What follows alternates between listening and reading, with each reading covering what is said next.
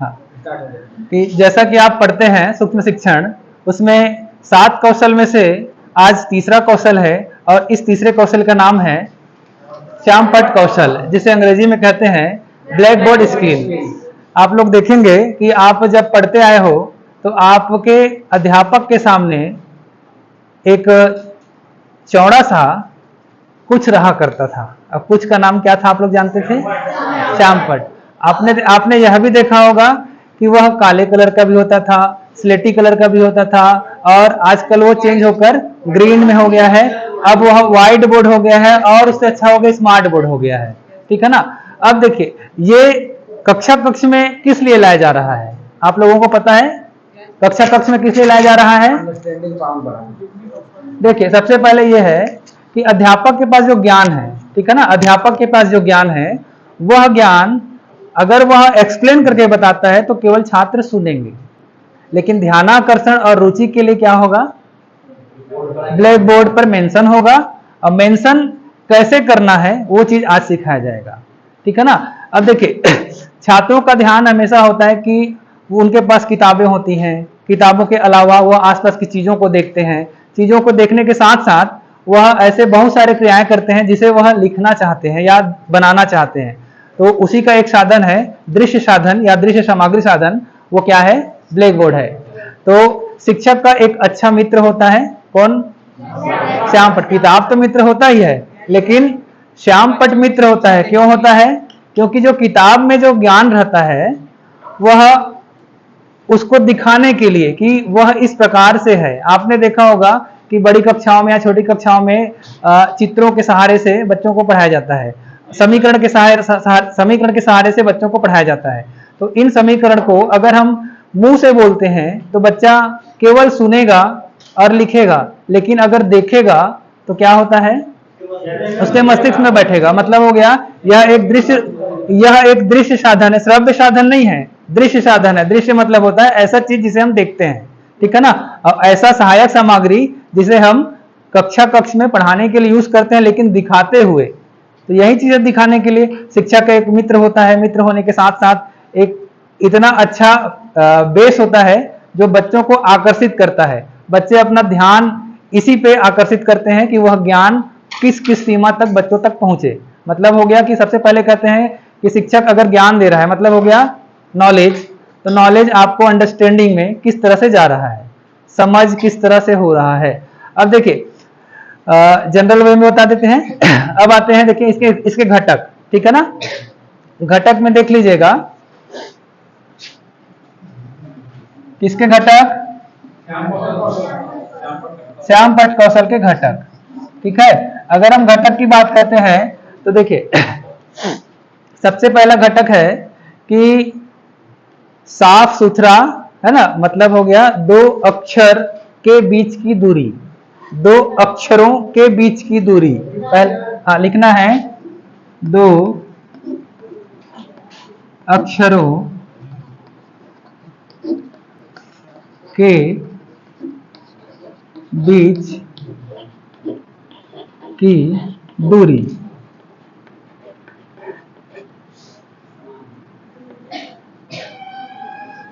इसमें देखिए ये कहा गया कि अगर लिख लिया आप लोगों ने, देखिए 2 अक्षरों के बीच की दूरी। आपने बीएड में पढ़ा होगा, बीएड के पेपर नंबर 3 में पढ़ा होगा सुलेख, सुंदर लेख। तो जो श्यामपट्ट का क्वालिटी है ना, वो सुंदर लेख का भी क्वालिटी होना चाहिए। मतलब श्यामपट्ट में सुंदर लेख दिखना चाहिए, ऐसा नहीं कि कुछ भी लिख दिए। ठीक है ना। तो 2 अक्षर, आपने देखा होगा कि बहुत सारे चौपाई होंगे या दोहा होंगे या बहुत सारे ऐसे सेंटेंस होंगे जिसको ब्लैक बोर्ड पे मेंशन करना आवश्यक हो। ठीक है ना। तो ब्लैक बोर्ड में मेंशन करते समय अक्षरों पे विशेष ध्यान देंगे कि वो अक्षर कहीं, मान लीजिए हम लिख रहे हैं करत करत करत, ठीक है ना, अब यहाँ पे लिखे और यहाँ पे करत करत लिखे, तो ये तो गलत है। ये गलत है क्यों? क्योंकि भाई 2 अभी अक्षर नहीं है, शब्द है ये ना।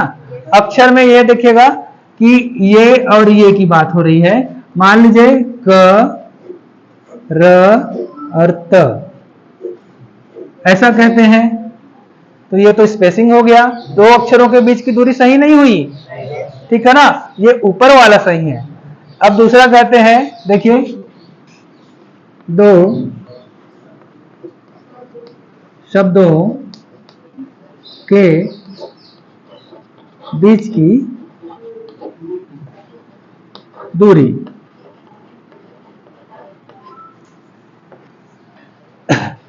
इधर देखिएगा, वही सुलेख का ही गुण है ना, दो शब्दों के बीच की दूरी।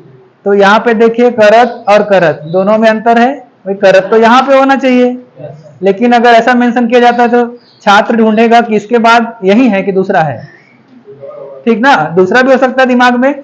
तो यहां करत में लिख के उसके पास में लिखिए करत करत अभ्यास के वाला। क्लियर? इतना हो गया। अब आते हैं तीसरा, देखिएगा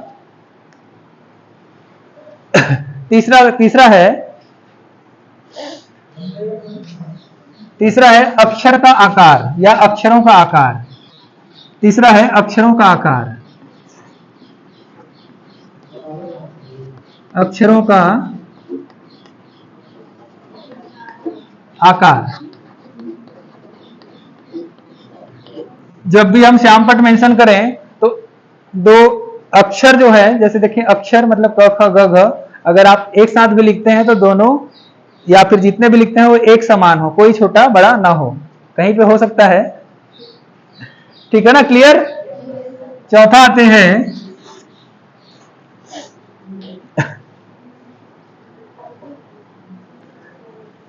आते हैं अक्षरों की मोटाई और चौड़ाई।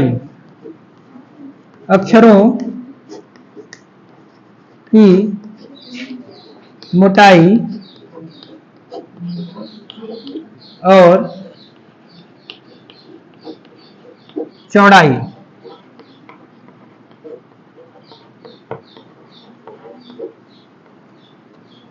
मोटाई और चौड़ाई कहने का मतलब हो कि सब सा अनुपात हो, सभी एक जैसे हो। मोटाई चौड़ाई कहने का मतलब कोई छोटा कोई बड़ा और कोई मोटा पतला ऐसा ना हो, सब एक इक्वल साइज में हो, सब सा अनुपात हो ना। ठीक है, आगे आते हैं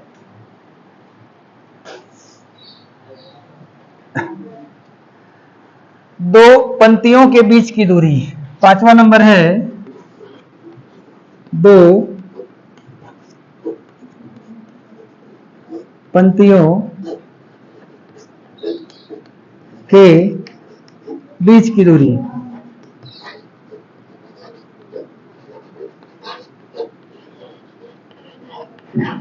दो पंक्ति मतलब हो गया दो लाइनें।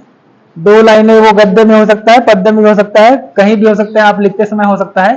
तो उसमें जो लाइनें हैं वो ऐसा नहीं कि करत करो अभ्यास के जड़मती हो सुजान के बाद नीचे आप चौथा पांचवा लाइन छोड़ के लिख रहे हो अगला,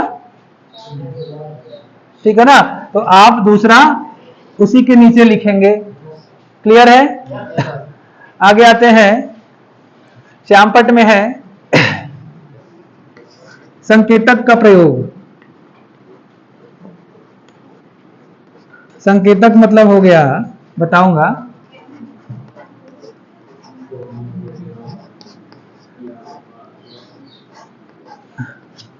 देखिए संकेतक मतलब इसको कहते हैं संकेतक, पॉइंटर ना।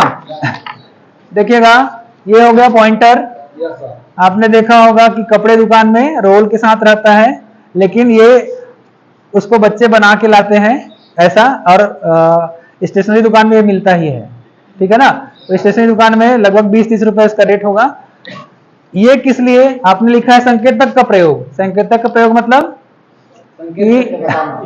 इंडिकेटर कहते हैं। इंडिकेटर मतलब हो गया कि आपने कक्षा में जो पढ़ाया गया, ठीक है ना, उसको अगर इंगित करते हैं तो क्या होगा, बच्चे का ध्यान उस पर ज्यादा फोकस होता है, ठीक है ना।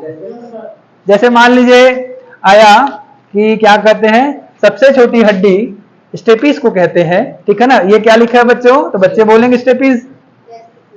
क्लियर ना? मतलब अगर आप इंगित करके बताते हो तो इंगित करने पे क्या होगा, बच्चे उसी चीज को ज्यादा फोकस करेंगे। क्लियर है? और ये भी है कि समय पे ये जहां चमके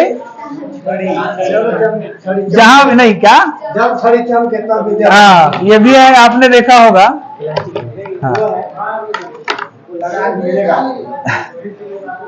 आगे आते हैं, आगे आगे 7वां नंबर है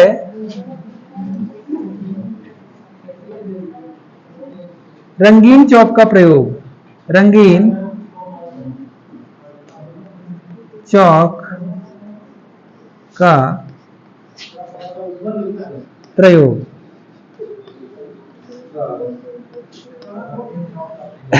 देखिए, रंगीन चौक का प्रयोग मतलब हो गया कि आपने अपने उस पाठ में या प्रकरण में किस चीज को ज्यादा फोकस करने के लिए रंगीन चौक का प्रयोग किया। तो रंगीन चौक का प्रयोग कहां पे होगा? देखिए, सबसे पहले एक प्रकरण लिखने पे होता है, दूसरा है किसी भी चित्र को बनाने के लिए होता है, ठीक है ना, या किसी चित्र को दिखाने के लिए कि ये हाइलाइटर के रूप में उपयोग होगा।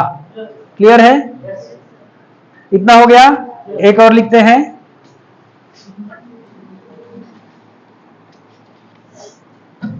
अगला है 7वां नंबर, 8वां नंबर मैं इधर लिख दे रहा हूं। 8वां नंबर है अनावश्यक बातों को, अनावश्यक बातों को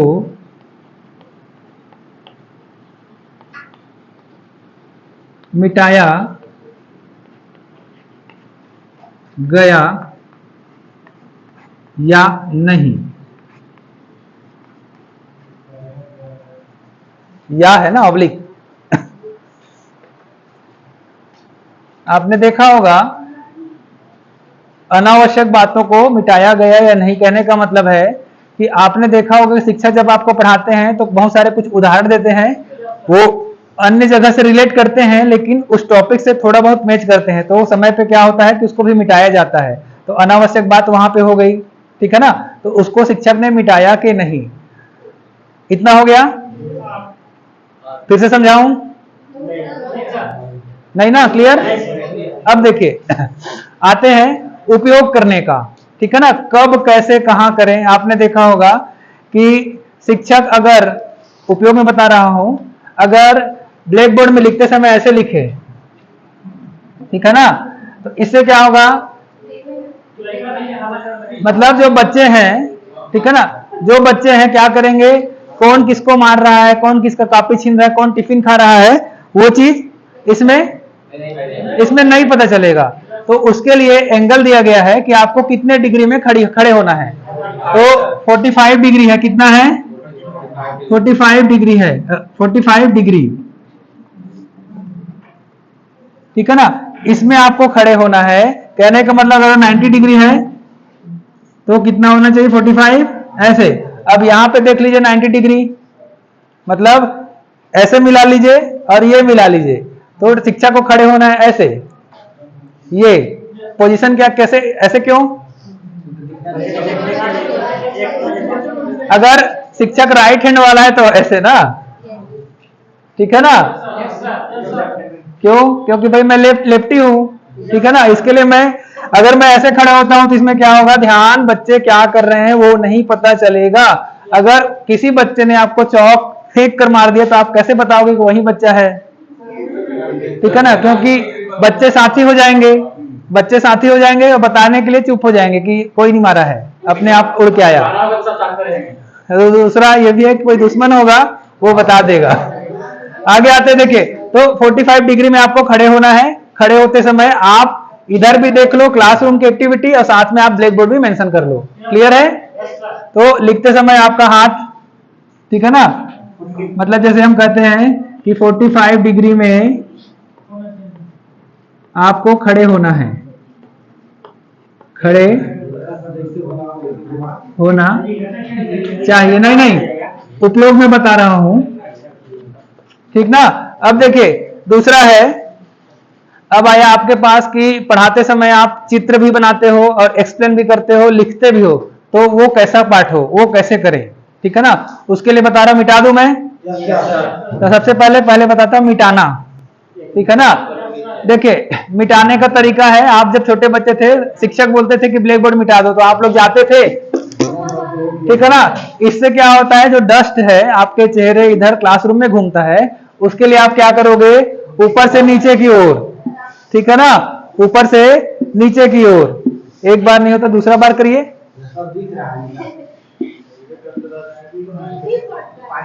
ठीक है ना, तो ये भी ध्यान दीजिएगा।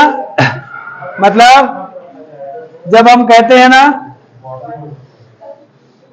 ध्यान दीजिएगा, अब आते हैं उस 6 मिनट के ड्यूरेशन में, क्योंकि श्यामपट कौशल का टाइमिंग क्या है, 6 मिनट का। श्यामपट कौशल का टाइमिंग क्या है, 6 मिनट।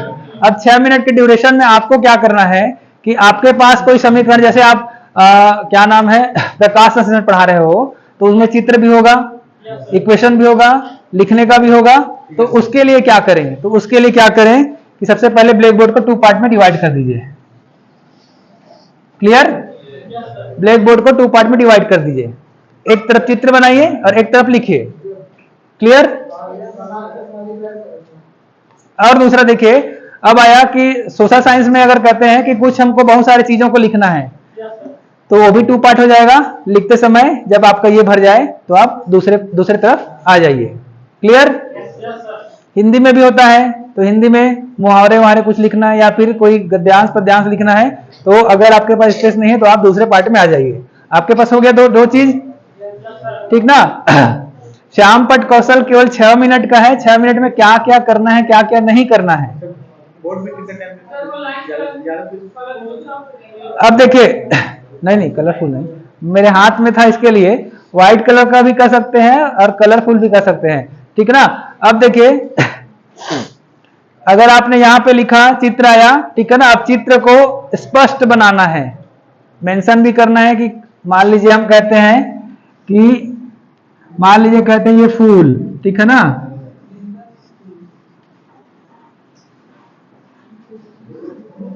फूल कहते हैं, ठीक है। और अगर हम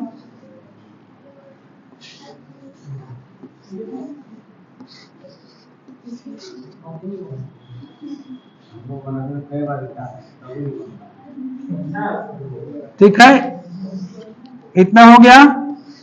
अब देखिए, लिखते समय भी क्या लिखना है, कैसे लिखना है वो भी है। अब जैसे हम लोग करते हैं, नहीं मेंशन करते हैं कि अगर पार्ट क्या है, तो ये होता है फूल, ठीक है ना, या पुष्प, ये हो गया कली, आइए, ये हो गया पत्ते पत्तियां, ठीक है ना, ये हो गया तना, और ये हो गया जड़। ऐसे बता सकते हो, ठीक ना। कहने का मतलब है कि आपने इधर उधर नहीं खींचा, आपने सीधा खींचा। क्लियर। वरना इधर जगह बचा है तो इधर, इधर जगह, ऐसा नहीं। एक ही साइड में आपने बीए बीएससी में सीखा होगा, ठीक है ना। हो गया। बीए बीएससी में जब आप बॉटनी जूलॉजी करते थे ना, तो बनाते थे। चलो, लेकिन वो चीज ज्यादा मेंशन इधर देखेगा, ज्यादा में ऐसे में स्वच्छ दिखेगा, आपका ब्लैक बोर्ड स्वच्छ रहेगा। ये चीज नहीं रहेगा, इधर उधर नहीं रहेगा, स्वच्छ रहेगा कि आपने एक साइड मेंशन किया, आप एक साइड आपको चित्र मिल गया। क्लियर। लिखते समय अगर उसका डिस्क्रिप्शन है, बोलने वाला चीज है और लिखना है, तो यहाँ पे लिखिए और मुख्य बिंदुओं को अंडरलाइन कीजिए। ध्यान दीजिएगा ना, मुख्य बिंदुओं को अंडरलाइन करना है। अंडरलाइन इसके लिए करना है कि मान लीजिए कुछ आया, ठीक है ना, तो मुख्य बिंदु था, हमने तो कलर चौक का प्रयोग किया। अंडरलाइन कब करना है वही बता रहा हूं। दूसरा कि अंडरलाइन कब करना है, जब किसी चीज का रिपीटेशन डबल हो। जब किसी चीज का रिपीटेशन डबल हो और डबल नहीं लिखना है आपको, तो आप अंडरलाइन का प्रयोग कर सकते हैं। अंडरलाइन करने से एक तो हो गया इंडिकेशन, आपने इंडिकेट किया, दूसरा उसका दूसरा बार नाम आया तो आपने अंडरलाइन किया। क्लियर। क्लियर ना। इतना समझे, क्या नहीं समझे। हाँ, पढ़ाना कैसे है, पढ़ाना कैसे है, ये चीज जानना है ना। हाँ, क्या गलती नहीं करना है वो, चलो क्या गलती नहीं करना है बता रहा हूं, ठीक है ना। सबसे पहले है कि स्वच्छता बरतनी है, गलती नहीं करना है बताऊंगा ना। तो अस्वच्छता नहीं करनी है, ठीक है ना। ब्लैक बोर्ड को जब भी आपकी बारी आए और ब्लैक बोर्ड में ज्यादा चीज होगा तो आप 2 पार्ट करेंगे, 1 पार्ट में भी चलता है लेकिन कंटेंट्स कम हो तो 6 मिनट में कंटेंट्स कम होंगे, लेकिन जब प्रकाश संश्लेषण की बारी आए तो निश्चित ही चित्र बनेगा और इक्वेशन लिखेगा और उसके बारे से कुछ लिखेगा, तो 6 मिनट में मेंशन होगा। ठीक है ना, इतना क्लियर। आते हैं दूसरा कि ब्लैक बोर्ड को साफ करते समय ऐसे ऐसे वाला सिस्टम नहीं, ऊपर से नीचे की ओर हो। ठीक। तीसरा, रंगीन चौक का प्रयोग करिए जब चित्र बना रहे हैं। रंगीन चौक आपके प्रकरण को निश्चित रूप से लिखिए और लिखने के बाद उसे अंडरलाइन करिए और डबल इनवर्टेड कॉमा करिए। चलिए, है ना। दूसरा है, देखिए दूसरा, आड़े तिरछे नहीं लिखना है। आड़े तिरछे नहीं लिखना है क्योंकि उसमें डिस्क्वालिटी है।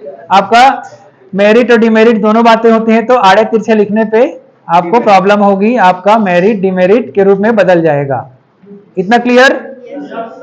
और पढ़ाते समय और भी कुछ ज्ञान की बातें होंगी, उसको आपको देंगे। इतना क्लियर। हाँ, चलिए ठीक है।